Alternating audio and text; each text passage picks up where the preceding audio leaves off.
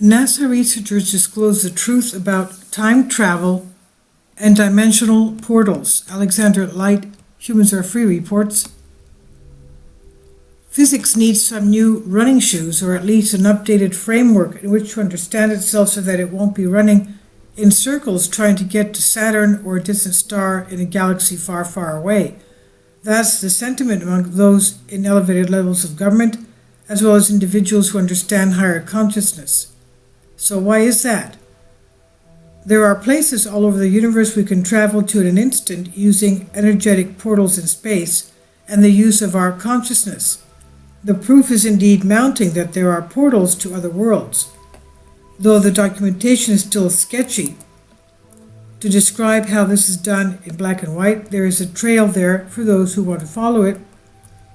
There are literally hints as well as soft evidence and testimony of numerous whistleblowers.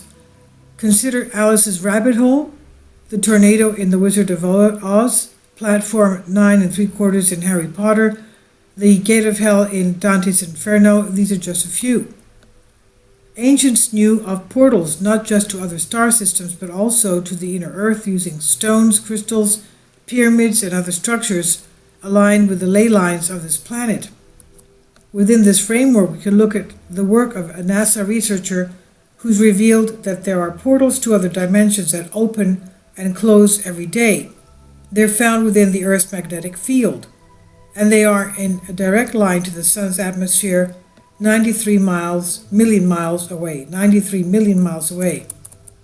Though NASA has not labeled them as portals, and instead calls them boom tubes, electron diffusion regions, or X-points, the process of magnetic resonance allows them to exist.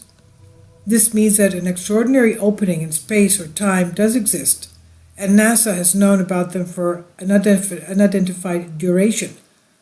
These shortcuts are talking about space fiction, often dismissed by real scientists. Jack Scudder, a NASA plasma physicist from the University of Iowa, refers to X-points. He says, places where the magnetic field of the Earth connects to the magnetic field of the Sun. These portals can be elusive, however, so if one were to imagine utilizing them for space travel, they would have to be an expert in space geography and mathematics to time them correctly. Or one could simply speak to the whistleblower in the US government. Some claim that the military-industrial complex has had the ability of time travel through Stargate portals for over the past 40 years. Andrew D. Basiago is a former participant in DARPA Project Pegasus from 1968 to 72, who claims that a military-developed Tesla-based quantum teleportation and time travel in the time-space hologram initiated the U.S. program of time-space chrononauts. They're like astronauts going through time travelers, in other words. Basiago claims the military has been using portals since the 1970s. For more than 10 years, Basiago has been trying to tell the general public that portal-based time travel is not something from a science fiction movie, but a present reality. Basiago not only talks about the time travel to more distant places, but claims the CIA has a Mars jump room program which allowed our military to build bases on the moon, on Mars. He says that though he has worked with some of the leading quantum physicists, the information that he discloses is considered heretical by mainstream physics and the military as well. Basiago states he participated in 2 secret military programs. He says he was one of the many American children chosen to participate in time travel experiments. His account of what he experienced are measured with logic, and it's difficult to discuss what he says as pure fantasy. It is also, of course, in the best interest of the U.S. military to keep these technologies secret, since they can be weaponized. And this is no secret, since Rumsfeld has admitted that one of the boons of research done with Project Pegasus is the ability to use teleportation to deliver troops to the appropriate place on the battlefield. So how does this happen? This is a similar question that was attempted in the movie Contact, starring Jodie Foster. The real-life astronomer and E.T. chaser that inspired her characters, Dr. Jill Tarter, she has stated, when asked what got her interested in the sketch and the search for life beyond this planet, quote, "The Cyclops Report from 1971, written by Barney Oliver and John Billingham, was a result of a series of summer studies at NASA, Ames, and Stanford. In reading that workshop report, I was impressed by the notion that after millennia of asking priests and philosophers what to believe about life beyond Earth, the middle of the 20th century presented us with some tools that permitted scientists and engineers to do experiments to try to find the answer. Telescopes, rather than belief systems, could potentially show us what is, rather than what others said we should believe. I realized that I was in the right place at the right time with the right skills, undergrad degree in engineering physics and PhD in astronomy. To join this exploration, I got hooked and have stayed hooked all these years," end quote. We're all hooked. That's because if alien life exists, then surely there are forms of life that are way more advanced, both consciously and technologically, than we are. And these forms of life most assuredly can travel in the blink of an eye without necessarily having to overcome gravity, the limitations of rocket fuel, or even the scarcity of physical materials which could not easily withstand the heat of the sun or the extreme cold of deep space. If our minds could simply create the energy we needed to travel more than 9 billion light years before we're 9 billion years old, then space travel would become commonplace. Perhaps even our highly developed intuition would understand the strange math that allows thought to travel as a wave and to form more congenitally immaterial form on the other side of Pluto. Nikola Tesla alluded to something of this nature. He developed a teleportation machine, quote-unquote, which formed a shimmering curtain.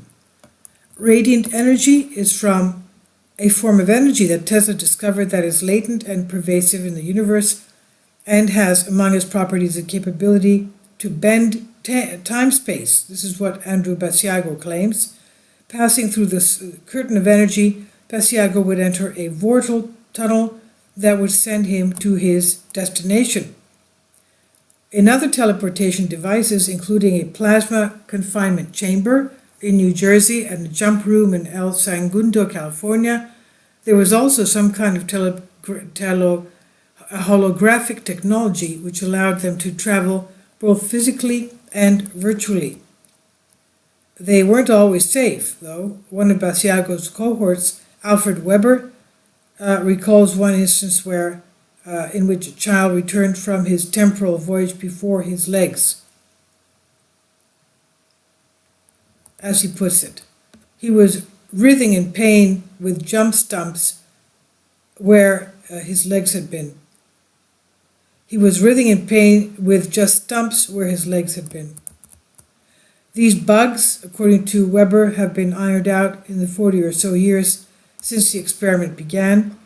If our consciousness just needs to catch up to the materialization of matter, anything is possible, but we've got plenty of work to do before packing a bag for Max 0647DJ, a mere 13.3 billion light years away.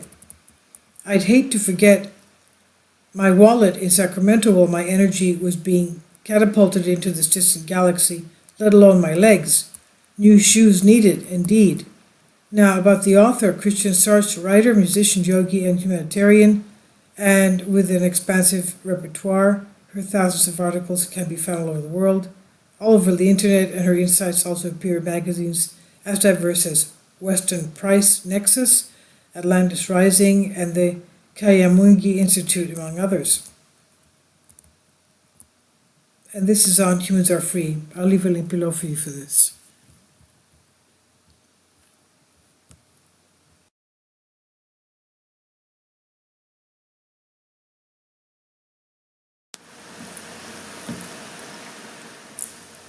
If you'd like to join me on my Patreon account, you will hear content not covered by mainstream media. These riveting stories will be based on my research, and I will state my opinions and give my personal insight on diverse and controversial subjects and world events not covered by mainstream media, and not supported by YouTube guidelines. So whatever I have on my Patreon, most of those will not be on my YouTube channel. Please consider becoming a member today.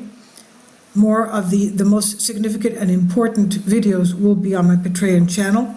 Your support helps me to continue my research and keeps this YouTube channel alive.